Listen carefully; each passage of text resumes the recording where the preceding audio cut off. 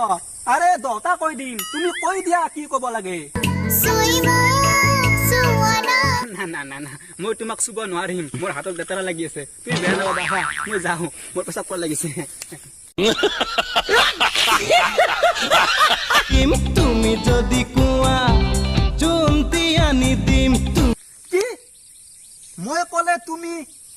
জোন আনি দিবা আৰে মোক জোন আনি দিব নালাগে মই কৈছো তোমাক তুমি ৰমেনৰ দোকানৰ পৰা এক পেকেট বিমল লৈ আহা আমি দুটাই লগ লাগি বিমল খাম